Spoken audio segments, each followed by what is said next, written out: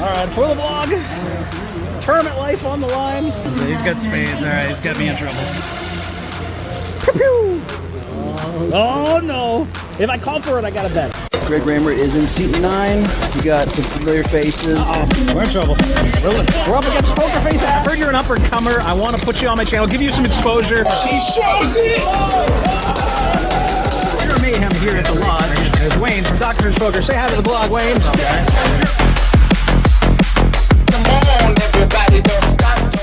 I've traveled south of Austin to the city of San Antonio. Word on the street is that the 5-5 Big O cash games at San Antonio Card House are booming, and I wanted to check it out myself, so I'm down for a couple of days, and this is my first ever visit to the club. The game has started off with a couple of players jacking the game up, including one guy who's just straddling and potting at every opportunity pre-flop. With the $10 straddle on, there's one call, and then a juicer raise $230. I'm on the button holding ace, deuce, 3, 8, jack, double suited in clubs and spades. I make the call, both blinds fold, and now the straddler, an absolute degenerate button-clicking maniac, takes his option and raises to 110. The guy who just called 10 decides to fold. The original raiser calls, and I'm in there as well, taking us 3 ways to a flop. The flop falls 8-7-4 rainbow. The maniac straddler rips all in for 300. The other guy raises, and with the nut low and a backup in case I get counterfeited, plus a pair and some backdoor flush draws, I'm all in for 340. Alright, for the vlog, tournament life on the line. Alright, don't do it to me.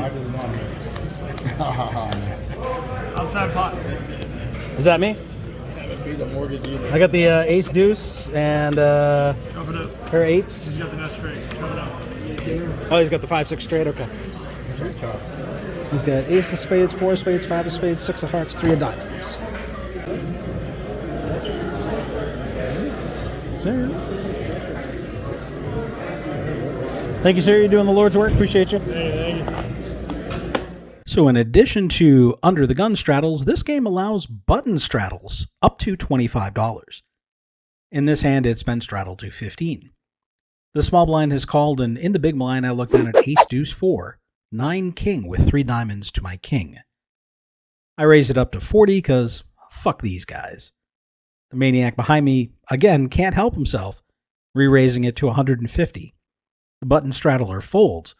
The small blind cold calls, and I'm in there as well. The flop is 8-6-5 all spades. The small blind checks, and with action on me, I've got the nut low, plus a backup low card if I get counterfeited, and I have the naked ace of spades. Given the size of the pot compared to stack sizes, I'm never folding, so I just bet the full pot of 465. The maniac folds, but the small blind calls, mistakenly thinking I'm all in when I have 50 behind. He calls. Yeah, it's 465. It's going to be more behind. It's not all in. 50 behind. Yeah, there's no more. There's still action. I got 50 behind, yeah. If you don't want. I mean, whatever you want to do. Just, you want to run this out? Yeah. I got the ace deuce too. So. Some more hands. He's got spades. All right, he's got me in trouble. I'm getting quartered. Nice hand. Nice hand, nice hand. We have the same exact hand, except you got the spades. I have the naked. With ace 3, 3, 5, 6, double suited in clubs and diamonds, I go to the flop 5 ways, but I whiff and have to lay it down. The button has straddled to 15, and it folds to me in middle position. I look down at ace, king, queen, queen, 5, double suited in clubs and hearts. My low isn't great, but my hand can do well on high-only runouts, and I still have some potential to make the wheel as well. I call, but I'm betting Greg Vail, the author of strategy books on Big O, would likely recommend that I come in for a raise if I'm going to play this hand, to potentially push out the ace 4 and some weaker ace 3 hands that could beat me on the low side. Whatever the case, there are 2 calls behind me, and of course, a juicer raised to 40 by the button straddler. With action on me again, I should probably repot here to try and isolate with some dead money against an action player who's going to often have a hand weaker than mine, but I just call. There's one fold, but then another caller taking us 3 ways to the flop. The flop falls ace, king, 10 with 2 spades. I flop top 2 pair and the gut shot to Broadway, but I don't have a single spade blocker in my hand. There's a teeny tiny bet of 15 and a call, and I call as well, closing the action. It's less likely I'm facing someone who has the nut straight as I block it pretty hard, but I at least want to see a safe turn that isn't a spade and evaluate from there. Plus, this is 5 cards, so almost all the cards in the deck are out, so I can still run into Queen Jack even though I block it. I work in mysterious ways, bitches! The turn is the King of Clubs, giving me a full house. Now I don't have to worry about someone making a backdoor low, and the straight isn't a concern for me either. I check hoping someone will continue firing at this board. The original better now checks, and the action player on the button who started this whole mess bets 75. I just call, the third player unfortunately folds. The river is the 4 of clubs. I'm not sure what hands can pay me off if I suddenly lead this river, and I don't expect the button to be all that strong here. I'm hoping that means he'll try and run a river bluff, but unfortunately...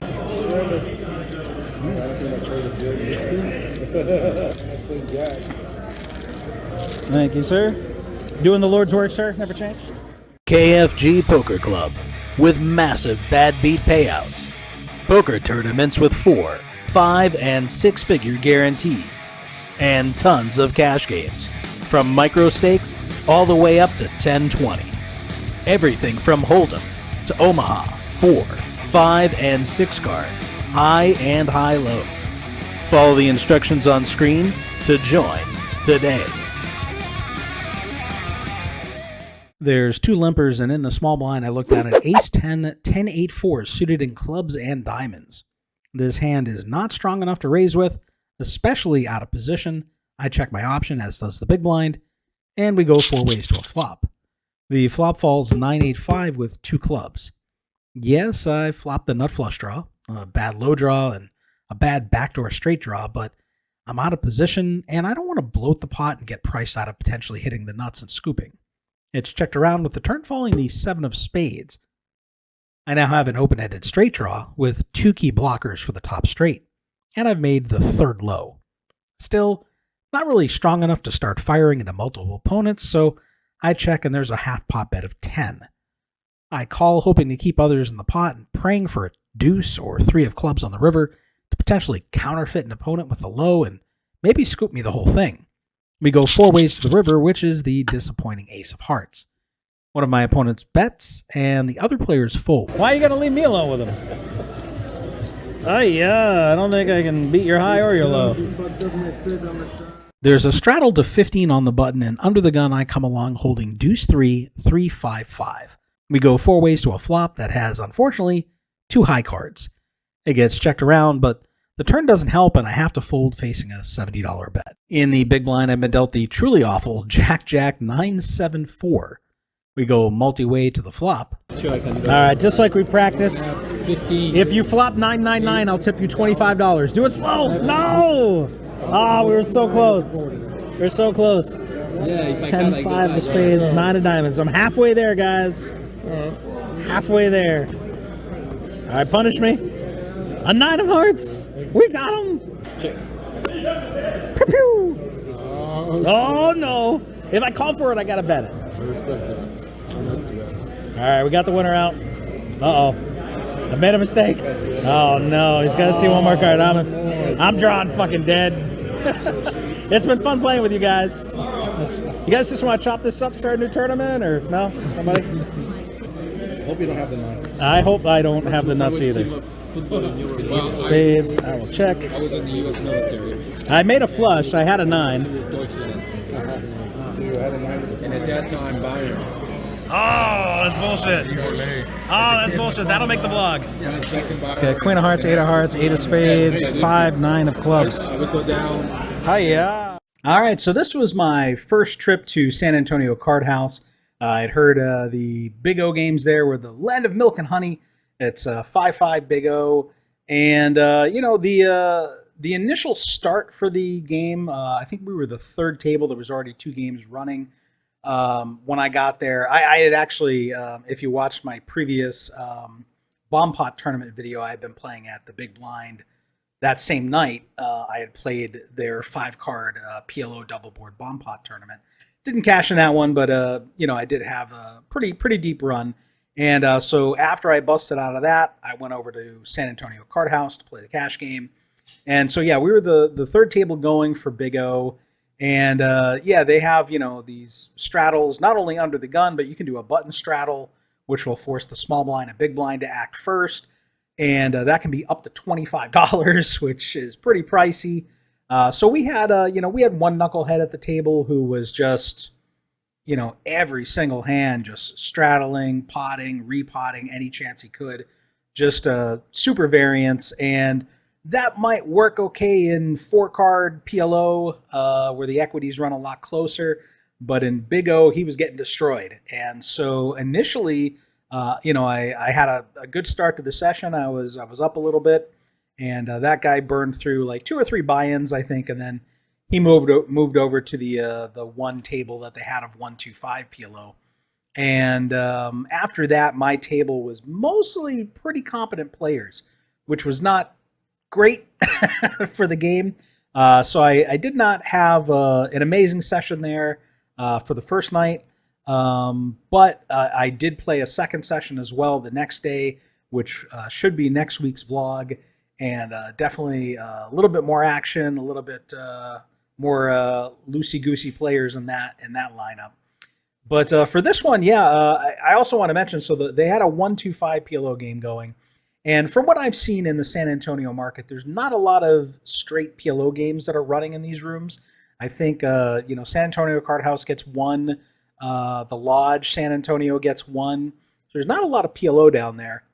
Now, when I did get the seat in the PLO game that night, while I was waiting for a Big O game to start, or the third table to start, or a seat to open up, as soon as I sat down at the table, 2 of the grinders in the game immediately, super aggro, were like, "Hey, everyone agreed we're doing a $10, mandatory straddle, $10 straddle. It's mandatory." And so super aggro, just very off-putting, did not give me good vibes. And, I was like, oh, okay. And then, I asked them, what the buy-ins were. Now I had $500 in front of me, and they were like, oh yeah, 500 is the minimum buy-in. It was actually 300. So, if you're a grinder, please heed my words. Stop slitting your own throat. When you're overly aggro, when you lie to players that are coming into your games, you're not doing yourself any favors. You are sacrificing long-term profits for short-term results. And what I mean by that is that, these grinders, they're always like just pushing for every little advantage for themselves and not considering that you need to let the fun recreational players get entertainment, get enjoyment out of these games. You have to welcome them in, make them feel comfortable, and let them have a good time. And, be aware that all these straddles and craziness and all that stuff, you think it's great, but you're scaring away a lot of losing players that you would get in your games that would keep coming back if they could just win 1 out of every 3 times. And so, I get a lot of shit from the grinders who are like, oh, who doesn't want all this action and straddles, and you're a nit, and blah, blah, blah, blah. All right, but here's the thing. You need the losing, fun, recreational players. They are the lifeblood of any poker room. And when you scare them out and when you push them out because you make the games play too big, they don't come back. And then you're left with all grinders. And if you've seen rounders, they all show up at that table and they're all like, oh, we could have stayed at home if we wanted to take each other's money. So please, be aware of that. And, if you're a room operator, stop listening to the grinders. They don't know what's best for themselves. They don't know what's best for your room, your business model, the poker economy, the poker ecosystem. All they know is they want to gobble up all that money today. They don't think long term. And as a room operator, you need to think long term. You need to think, how can I build a fun, sustainable ecosystem? And that starts with your entry-level games. And if your entry-level game is the 125 PLO or the 5-5 Big O, then you need to make it so that new players can play and survive and win frequently enough that they'll keep coming back. And I promise you, if you do that, your games are going to be better. Your grinders are going to be happier. They're going to be making more money in the long term if you stop listening to them because they're short-sighted, they're selfish, and unfortunately a lot of them just don't get that you need to be an entertainer. You need to keep it light and keep it fun and make sure that people are having a good time. They've become these overly serious, unfriendly, non-social, super aggressive, just assholes. And so I said it, man.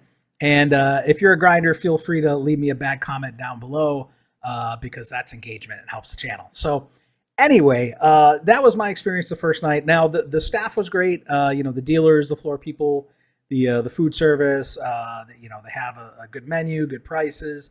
So, that was nice. It was a good sized room, very active, lots of games running. So that was very cool. And that's pretty much my piece on that. So thank you guys for tuning in. I know this episode didn't have a ton of hands to share because unfortunately after the Maniac busted himself 2 or 3 times, which was pretty early in the session, the game unfortunately tightened up and I couldn't get a seat in any of the other games. So, but yeah, the next one I've got a lot of footage for. So thank you guys for tuning in and we will see you in the next one.